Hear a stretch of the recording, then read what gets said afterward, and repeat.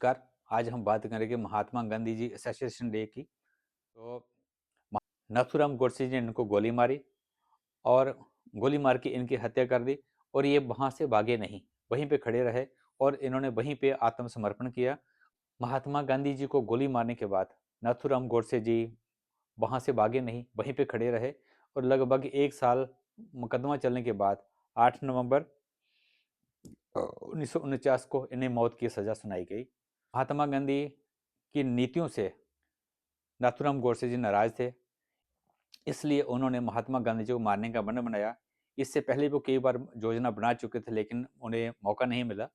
भारत के विभाजन के बाद महात्मा गांधी ज्यादातर मुसलमानों की मांगों का समर्थन करते थे, इसलिए नारायण आमटे के साथ और 6 अन्य लोगों के साथ नाथूराम गोडसे ने उनकी उनकी हत्या की योजना बनाई और इसमें वो सफल भी हुए। मेरे हाथ में 2 तस्वीरें हैं, एक महात्मा गांधी जी जो उनकी मृत्यु के बाद की है और दूसरी ये तस्वीर है नाथूराम गोडसे जी की।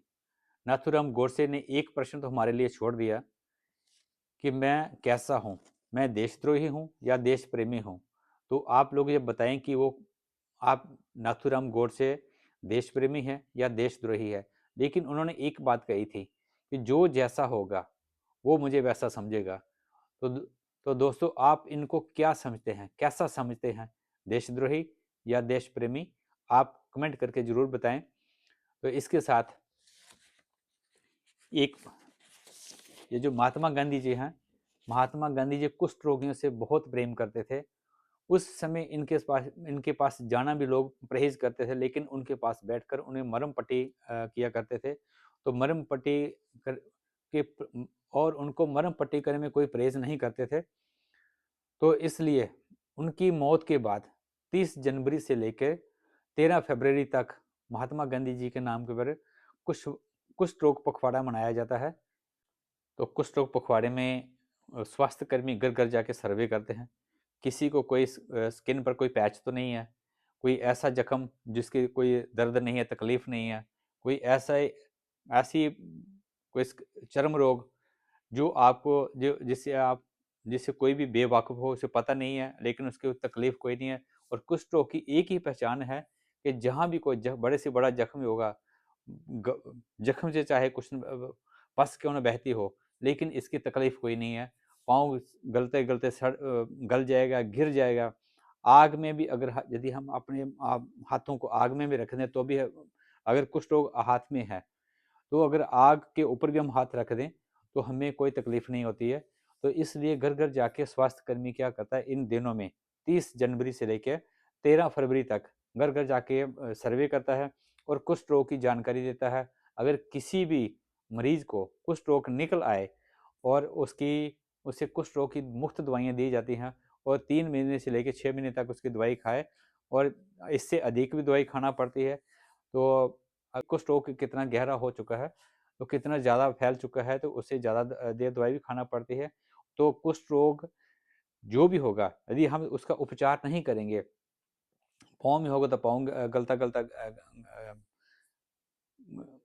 पाँव होगा तो पाँव में गलता गलता वो गल जाएगा, सड़ जाएगा, और लेकिन वो हमें पता नहीं चलेगा। हाथ में होगा तो हाथ में ज़्यादातर क्या होता है, ऐसे इस तरह के हाथ इकट्ठे हो जाते हैं, लेकिन खुलते नहीं हैं क्योंकि बेजान जो नर्व्स होती हैं इनकी वो तकरीबन सारी के सारी इनकी वो पीछे डैमेज हो जाती हैं।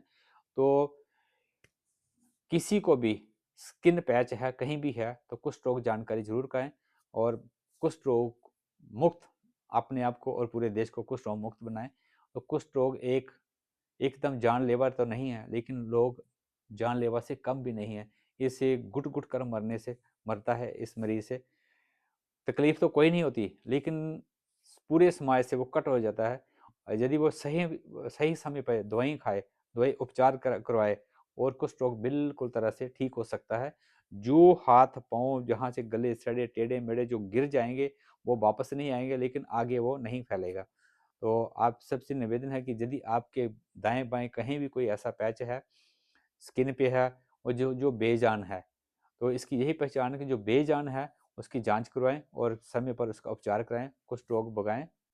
तो हम आज के दिन महात्मा गांधी जी को श्रद्धांजलि अर्पित करते हैं। तो आप इन दोनों के बारे में क्या समझते हैं, कमेंट करके ज़रूर बताएं। ये महात्मा गांधी जी और ये नाथूराम गोडसे की तस्वीर है, तो आप इनको क्या समझते हैं कमेंट करके ज़रूर बताएं। और आप तो समझ ही चुके हैं मैं इनको क्या समझता हूँ। धन्यवाद। जय हिंद, जय भारत।